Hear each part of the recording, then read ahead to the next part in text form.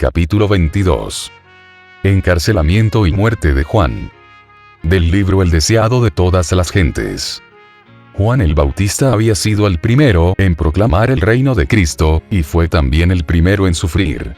Desde el aire libre del desierto y las vastas muchedumbres que habían estado suspensas de sus palabras, pasó a quedar encerrado entre las murallas de una mazmorra, encarcelado en la fortaleza de Herodes Antipas. En el territorio que estaba al este del Jordán, que se hallaba bajo el dominio de Antipas, había transcurrido gran parte del ministerio de Juan.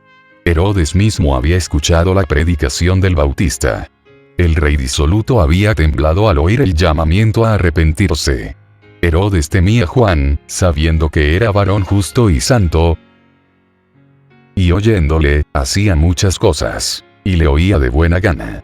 Juan obró fielmente con él, denunciando su unión inicua con Herodías, la esposa de su hermano. Durante un tiempo, Herodes trató débilmente de romper la cadena de concupiscencia que le ligaba, pero Herodías le sujetó más firmemente en sus redes y se vengó del Bautista, induciendo a Herodes a echarlo en la cárcel. La vida de Juan había sido de labor activa, y la lobreguez e inactividad de la cárcel le abrumaban enormemente. Mientras pasaba semana tras semana sin traer cambio alguno, el abatimiento y la duda fueron apoderándose de él. Sus discípulos no le abandonaron. Se les permitía tener acceso a la cárcel, y le traían noticias de las obras de Jesús y de cómo la gente acudía a él.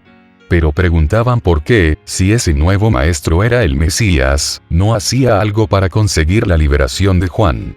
¿Cómo podía permitir que su fiel heraldo perdiese la libertad y tal vez la vida? Estas preguntas no quedaron sin efecto. Sugirieron a Juan dudas que de otra manera nunca se le habrían presentado. Satanás se regocijaba al oír las palabras de esos discípulos, y al ver cómo lastimaban el alma del mensajero del Señor.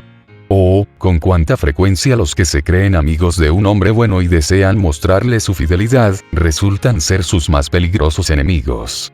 Con cuánta frecuencia, en vez de fortalecer su fe, sus palabras le deprimen y desalientan. Como los discípulos del Salvador, Juan el Bautista no comprendía la naturaleza del reino de Cristo. Esperaba que Jesús ocupase el trono de David. Y como pasaba el tiempo y el Salvador no asumía la autoridad real, Juan quedaba perplejo y perturbado. Había declarado a la gente que a fin de que el camino estuviese preparado delante del Señor, la profecía de Isaías debía cumplirse. Las montañas y colinas debían ser allanadas, lo torcido enderezado y los lugares escabrosos alisados. Había esperado que las alturas del orgullo y el poder humano fuesen derribadas. Había señalado al Mesías como aquel cuyo aventador estaba en su mano, y que limpiaría cabalmente su era, que recogería el trigo en su alfolí y quemaría el tamo con fuego inextinguible. Como el profeta Elías, en cuyo espíritu y poder había venido a Israel, esperaba que el Señor se revelase como Dios que contesta por fuego. En su misión, el Bautista se había destacado como intrépido reprensor de la iniquidad, tanto entre los encumbrados como entre los humildes. Había osado hacer frente al rey Herodes y reprocharle claramente su pecado. No había estimado preciosa su vida con tal de cumplir la obra que le había sido encomendada. Y ahora, desde su mazmorra, esperaba ver al león de la tribu de Judá derribar el orgullo del opresor y librar a los pobres y al que clamaba. Pero Jesús parecía conformarse con reunir discípulos en derredor suyo, y sanar y enseñar a la gente. Comía en la mesa de los publicanos, mientras que cada día el yugo romano pesaba siempre más sobre Israel. El rey Herodes y su vil amante realizaban su voluntad, y los clamores de los pobres y dolientes ascendían al cielo. Todo esto le parecía un misterio insondable al profeta del desierto. Había horas en que los susurros de los demonios atormentaban su espíritu y la sombra de un miedo terrible se apoderaba de él. ¿Podría ser que el tan esperado libertador no hubiese aparecido todavía? ¿Qué significaba entonces el mensaje que él había sido impulsado a dar? Juan había quedado acerbamente chasqueado del resultado de su misión. Había esperado que el mensaje de Dios tuviese el mismo efecto que cuando la ley fue leída en los días de Josías y Esdras, que seguiría una profunda obra de arrepentimiento y regreso al Señor. Había sacrificado toda su vida al éxito de su misión. ¿Habría sido en vano? Perturbaba a Juan el ver que por amor a él sus propios discípulos albergaban incredulidad para con Jesús. ¿Habría sido vana su obra para ellos? ¿Habría sido él infiel en su misión, y habría de ser separado de ella? Si el libertador prometido había aparecido, y Juan había sido hallado fiel a su misión, ¿no derribaría Jesús el poder del opresor, dejando en libertad a su heraldo? Pero el Bautista no renunció a su fe en Cristo. El recuerdo de la voz del cielo y de la paloma que había descendido sobre él, la inmaculada pureza de Jesús, el poder del Espíritu Santo que había descansado sobre Juan cuando estuvo en la presencia del Salvador, y el testimonio de las Escrituras proféticas, todo atestiguaba que Jesús de Nazaret era el prometido. Juan no quería discutir sus dudas y ansiedades con sus compañeros. Resolvió mandar un mensaje de averiguación a Jesús. Lo confió a 2 de sus discípulos, esperando que una entrevista con el Salvador confirmaría su fe, e impartiría seguridad a sus hermanos. Anhelaba alguna palabra de Cristo, pronunciada directamente para él. Los discípulos acudieron a Jesús con la interrogación: ¿eres tú aquel que había de venir, o esperaremos a otro? Cuán poco tiempo había transcurrido desde que el Bautista había proclamado, señalando a Jesús: He aquí el Cordero de Dios, que quita el pecado del mundo. Este es el que ha de venir tras mí, el cual es antes de mí. Y ahora pregunta: ¿eres tú aquel que había de venir? Era una intensa amargura y desilusión para la naturaleza humana. Si Juan, el precursor fiel, no discernía la misión de Cristo, ¿qué podía esperarse de la multitud egoísta? El Salvador no respondió inmediatamente a la pregunta de los discípulos. Mientras ellos estaban allí de pie, extrañados por su silencio, los enfermos y afligidos acudían a él para ser sanados. Los ciegos se abrían paso a tientas a través de la muchedumbre. Los aquejados de todas clases de enfermedades, algunos abriéndose paso por su cuenta, otros llevados por sus amigos, se agolpaban ávidamente en la presencia de Jesús. La voz del poderoso médico penetraba en los oídos de los sordos. Una palabra, un toque de su mano, abría los ojos ciegos para que contemplasen la luz del día, las escenas de la naturaleza, los rostros de sus amigos y la faz del libertador. Jesús reprendía a la enfermedad y desterraba la fiebre. Su voz alcanzaba los oídos de los moribundos, quienes se levantaban llenos de salud y vigor. Los endemoniados paralíticos obedecían su palabra, su locura los abandonaba, y le adoraban. Mientras sanaba sus enfermedades, enseñaba a la gente. Los pobres campesinos y trabajadores, a quienes rehuían los rabinos como inmundos, se reunían cerca de él, y él les hablaba palabras de vida eterna. Así iba transcurriendo el día, viéndolo y oyéndolo todos los discípulos de Juan. Por fin, Jesús los llamó así y los invitó a ir y contar a Juan lo que habían presenciado, añadiendo: Bienaventurado es el que no fuere escandalizado en mí. La evidencia de su divinidad se veía en su adaptación a las necesidades de la humanidad doliente. Su gloria se revelaba en su condescendencia con nuestro bajo estado. Los discípulos llevaron el mensaje, y bastó. Juan recordó la profecía concerniente al Mesías: Me ungió Jehová. Me ha enviado a predicar buenas nuevas a los abatidos, a vendar a los quebrantados de corazón, a publicar libertad a los cautivos, y a los presos abertura de la cárcel, a promulgar año de la buena voluntad de Jehová. Las palabras de Cristo no solo le declaraban el Mesías, sino que demostraban de qué manera había de establecerse su reino. A Juan fue revelada la misma verdad que fuera presentada a Elías en el desierto, cuando sintió un grande y poderoso viento que rompía los montes, y quebraba las peñas delante de Jehová. Mas Jehová no estaba en el viento. Y tras el viento un terremoto. Mas Jehová no estaba en el terremoto. Y tras el terremoto un fuego. Mas Jehová no estaba en el fuego.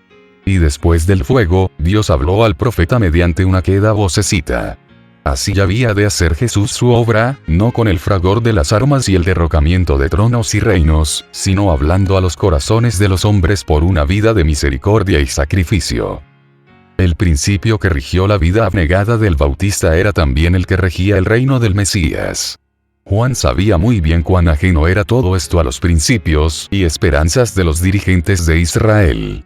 Lo que para él era evidencia convincente de la divinidad de Cristo, no sería evidencia para ellos, pues esperaban a un Mesías que no había sido prometido.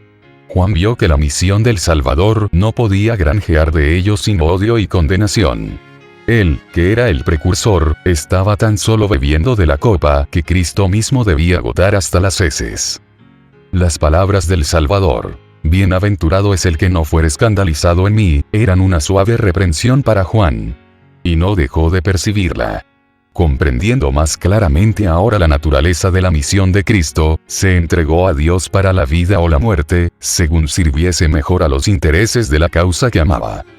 Después que los mensajeros se hubieron alejado, Jesús habló a la gente acerca de Juan. El corazón del Salvador sentía profunda simpatía por el testigo fiel ahora sepultado en la mazmorra de Herodes. No quería que la gente dedujese que Dios había abandonado a Juan, o que su fe había faltado en el día de la prueba. ¿Qué salisteis a ver al desierto? Dijo. ¿Una caña que es meneada del viento? Los altos juncos que crecían al lado del Jordán, inclinándose al empuje de la brisa, eran adecuados símbolos de los rabinos que se habían erigido en críticos y jueces de la misión del Bautista. Eran agitados a uno y otro lado por los vientos de la opinión popular.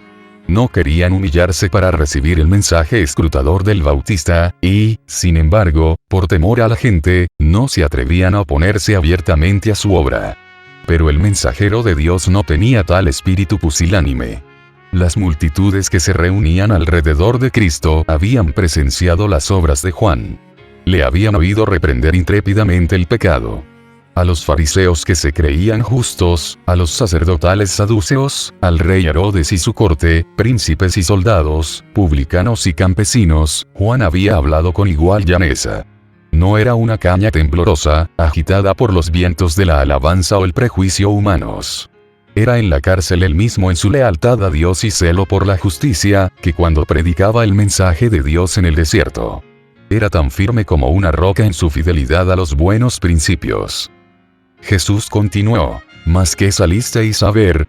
Un hombre cubierto de delicados vestidos. He aquí, los que traen vestidos delicados, en las casas de los reyes están. Juan había sido llamado a reprender los pecados y excesos de su tiempo, y su sencilla vestimenta y vida abnegada estaban en armonía con el carácter de su misión. Los ricos atavíos y los lujos de esta vida no son la porción de los siervos de Dios, sino de aquellos que viven en las casas de los reyes, los gobernantes de este mundo, a quienes pertenecen su poder y sus riquezas. Jesús deseaba dirigir la atención al contraste que había entre la vestimenta de Juan y la que llevaban los sacerdotes y gobernantes.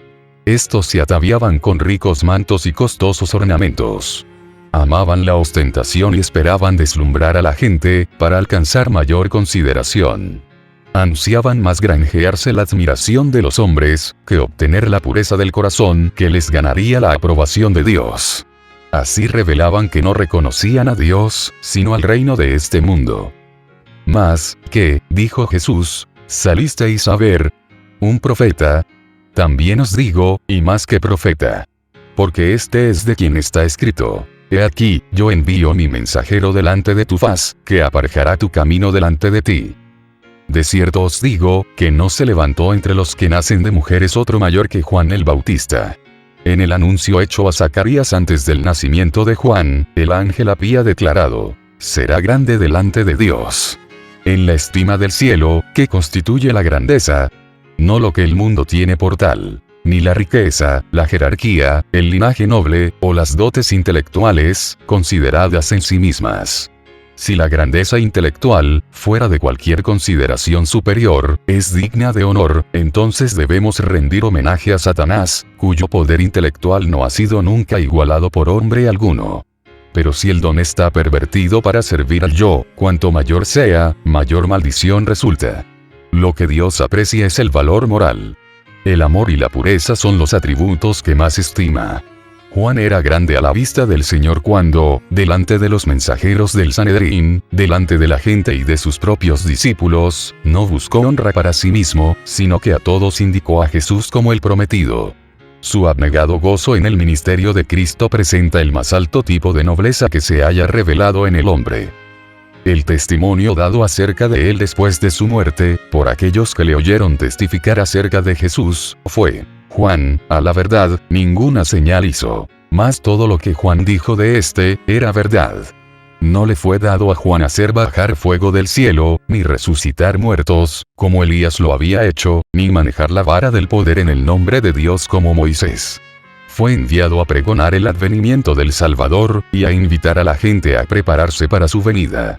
Tan fielmente cumplió su misión, que al recordar la gente lo que había enseñado acerca de Jesús, podía decir: todo lo que Juan dijo de éste, era verdad. Cada discípulo del Maestro está llamado a dar semejante testimonio de Cristo. Como heraldo del Mesías, Juan fue más que profeta. Porque mientras que los profetas habían visto desde lejos el advenimiento de Cristo, le fue dado a Juan contemplarle, oír el testimonio del cielo en cuanto a su carácter de Mesías, y presentarle a Israel como el enviado de Dios. Sin embargo, Jesús dijo: el que es muy más pequeño en el reino de los cielos, mayor es que él. El profeta Juan era el eslabón que unía las dos dispensaciones. Como representante de Dios, se dedicaba a mostrar la relación de la ley y los profetas con la dispensación cristiana. Era la luz menor, que había de ser seguida por otra mayor. La mente de Juan era iluminada por el Espíritu Santo, a fin de que pudiese derramar luz sobre su pueblo. Pero ninguna luz brilló ni brillará jamás tan claramente sobre el hombre caído, como la que emanó de la enseñanza y el ejemplo de Jesús. Cristo y su misión habían sido tan solo obscuramente comprendidos bajo los símbolos y las figuras de los sacrificios. Ni Juan mismo había comprendido plenamente la vida futura e inmortal a la cual nos da acceso el Salvador. Aparte del gozo que Juan hallaba en su misión, su vida había sido llena de pesar. Su voz se había oído rara vez fuera del desierto. Tuvo el destino de un solitario. No se le permitió ver los resultados de sus propios trabajos. No tuvo el privilegio de estar con Cristo, ni de presenciar la manifestación del poder divino que acompañó a la luz mayor. No le tocó ver a los ciegos recobrar la vista, a los enfermos sanar y a los muertos resucitar. No contempló la luz que resplandecía a través de cada palabra de Cristo, derramando gloria sobre las promesas de la profecía. El menor de los discípulos que contempló las poderosas obras de Cristo y oyó sus palabras, era en este sentido más privilegiado que Juan el Bautista, y por lo tanto se dice que es mayor que él. Por medio de las vastas muchedumbres que habían escuchado la predicación de Juan, su fama cundió por todo el país. Había un profundo interés por el resultado de su encarcelamiento. Sin embargo, su vida inmaculada y el fuerte sentimiento público en su favor, inducían a creer que no se tomarían medidas violentas contra él. Herodes creía que Juan era profeta de Dios y tenía la plena intención de devolverle la libertad. Pero lo iba postergando por temor a Herodías. Esta sabía que por las medidas directas no podrían nunca obtener que Herodes consintiese en la muerte de Juan, y resolvió lograr su propósito por una estratagema. En el día del cumpleaños del rey, debía ofrecerse una fiesta a los oficiales del estado y los nobles de la corte. Habría banquete y borrachera. Herodes no estaría en guardia, y ella podría influir en él a voluntad. Cuando llegó el gran día, y el rey estaba comiendo y bebiendo con sus señores, Herodías mandó a su hija a la sala del banquete, para que bailase a fin de entretener a los invitados. Salomé estaba en su primer florecimiento como mujer, y su voluptuosa belleza cautivó los sentidos de los señores entregados a la orgía. No era costumbre que las damas de la corte apareciesen en estas fiestas, y se tributó un cumplido halagador a Herodes, cuando esta hija de los sacerdotes y príncipes de Israel bailó para divertir a sus huéspedes. El rey estaba embotado por el vino. La pasión lo dominaba y la razón estaba destronada. Veía solamente la sala del placer, sus invitados entregados a la orgía, la mesa del banquete, el vino centelleante, las luces deslumbrantes y la joven que bailaba delante de él. En la temeridad del momento, deseó hacer algún acto de ostentación que le exaltase delante de los grandes de su reino. Con juramentos prometió a la hija de Herodías cualquier cosa que pidiese, aunque fuese la mitad de su reino. Salomé se apresuró a consultar a su madre, para saber lo que debía pedir. La respuesta estaba lista: la cabeza de Juan el Bautista. Salomé no conocía la sed de venganza que había en el corazón de su madre y primero se negó a presentar la petición. Pero la resolución de Herodías prevaleció. La joven volvió para formular esta horrible exigencia: quiero que ahora mismo me des en un trinchero la cabeza de Juan el Bautista. Herodes quedó asombrado y confundido. Cesó la ruidosa alegría y un silencio penoso cayó sobre la escena de orgía.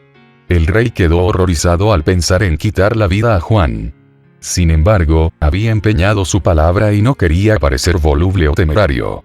El juramento había sido hecho en honor de sus huéspedes, y si uno de ellos hubiese pronunciado una palabra contra el cumplimiento de su promesa, habría salvado gustosamente al profeta. Les dio oportunidad de hablar en favor del preso. Habían recorrido largas distancias para oír la predicación de Juan, y sabían que era un hombre sin culpa, y un siervo de Dios. Pero, aunque disgustados por la petición de la joven, estaban demasiado entontecidos para intervenir con una protesta. Ninguna voz se alzó para salvar la vida del mensajero del cielo. Esos hombres ocupaban altos puestos de confianza en la nación, y sobre ellos descansaban graves responsabilidades. Sin embargo, se habían entregado al banqueteo y la borrachera hasta que sus sentidos estaban embotados. Tenían la cabeza mareada por la vertiginosa escena de música y baile, y su conciencia dormía. Con su silencio, pronunciaron la sentencia de muerte sobre el profeta de Dios, para satisfacer la venganza de una mujer relajada. Herodes esperó en vano ser dispensado de su juramento. Luego ordenó, de mala gana, la ejecución del profeta. Pronto fue traída la cabeza de Juan a la presencia del rey y sus huéspedes. Sellados para siempre estaban aquellos labios que habían amonestado fielmente a Herodes a que se apartase de su vida de pecado. Nunca más se oiría esa voz llamando a los hombres al arrepentimiento. La orgía de una noche había costado la vida de uno de los mayores profetas. Cuán a menudo ha sido sacrificada la vida de los inocentes por la intemperancia de los que debieran haber sido guardianes de la justicia. El que lleva a sus labios la copa embriagante se hace responsable de toda la injusticia que pueda cometer bajo su poder embotador. Al adormecer sus sentidos, se incapacita para juzgar serenamente o para tener una clara percepción de lo bueno y de lo malo. Prepara el terreno para que por su medio Satanás oprima y destruya al inocente. El vino es escarnecedor, la cerveza alborotadora. Y cualquiera que por ello errare, no será sabio. Por esta causa la justicia se puso lejos. Y el que se apartó del mal, fue puesto en presa.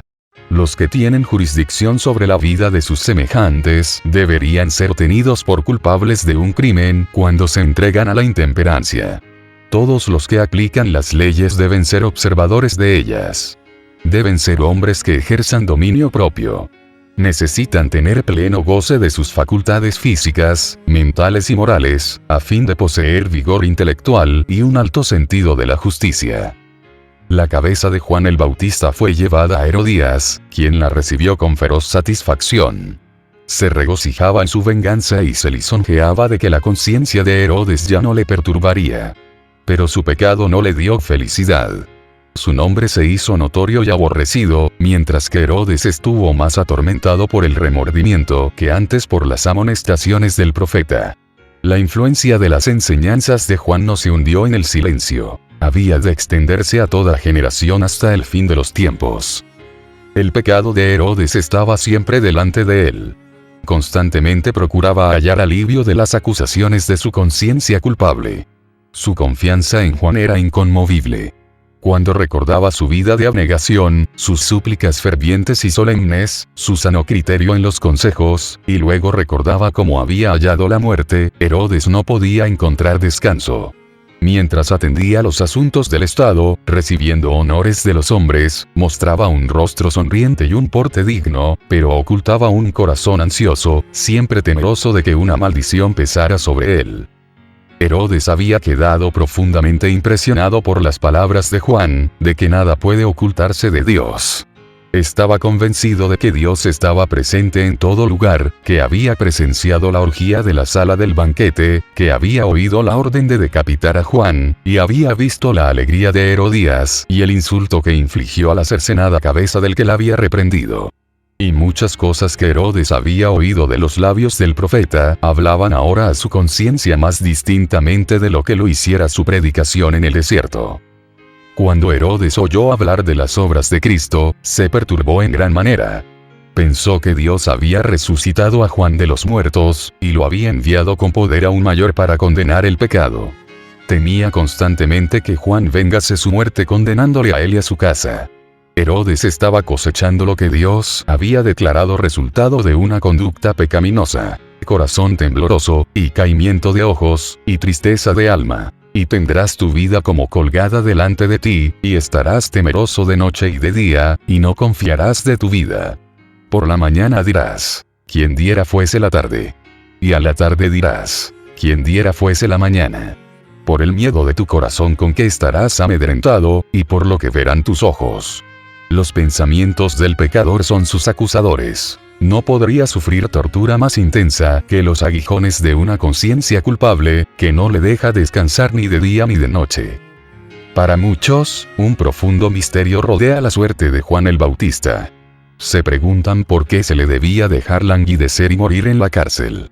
Nuestra visión humana no puede penetrar el misterio de esta sombría providencia. Pero esta no puede conmover nuestra confianza en Dios cuando recordamos que Juan no era sino partícipe de los sufrimientos de Cristo.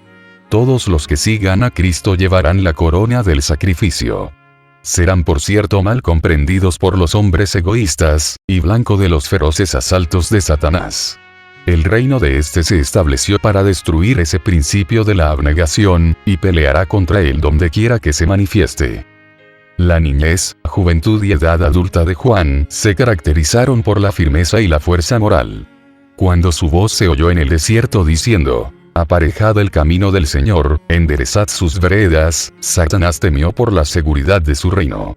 El carácter pecaminoso del pecado se reveló de tal manera que los hombres temblaron. Quedó quebrantado el poder que Satanás había ejercido sobre muchos que habían estado bajo su dominio. Había sido incansable en sus esfuerzos para apartar al Bautista de una vida de entrega a Dios sin reserva. Pero había fracasado. No había logrado vencer a Jesús. En la tentación del desierto, Satanás había sido derrotado, y su ira era grande. Resolvió causar pesar a Cristo hiriendo a Juan. Iba a hacer sufrir a aquel a quien no podía inducir a pecar. Jesús no se interpuso para librar a su siervo. Sabía que Juan soportaría la prueba. Gozosamente habría ido el Salvador a Juan, para alegrar la lobreguez de la mazmorra con su presencia. Pero no debía colocarse en las manos de sus enemigos, ni hacer peligrar su propia misión. Gustosamente habría librado a su siervo fiel.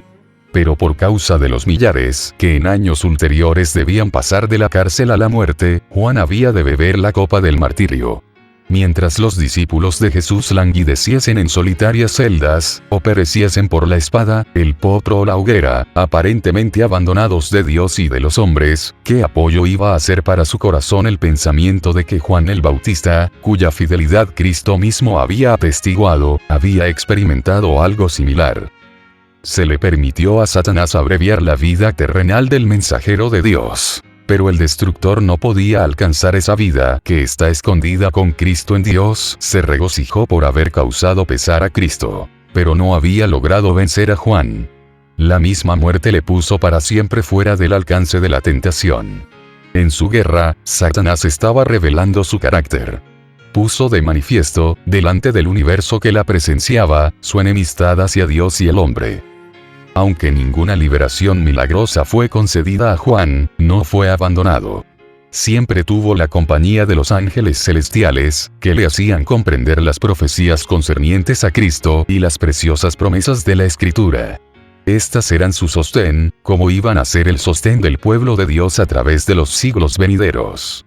A Juan el Bautista, como a aquellos que vinieron después de él, se aseguró: «He aquí, yo estoy con vosotros todos los días, hasta el fin del mundo». Dios no conduce nunca a sus hijos de otra manera que la que ellos elegirían si pudiesen ver el fin desde el principio, y discernir la gloria del propósito que están cumpliendo como colaboradores suyos. Ni Enoc, que fue trasladado al cielo, ni Elías, que ascendió en un carro de fuego, fueron mayores o más honrados que Juan el Bautista, que pereció solo en la mazmorra. A vosotros es concedido por Cristo, no solo que creáis en Él, sino también que padezcáis por Él, y de todos los dones que el cielo puede conceder a los hombres, la comunión con Cristo en sus sufrimientos es el más grave cometido y el más alto honor.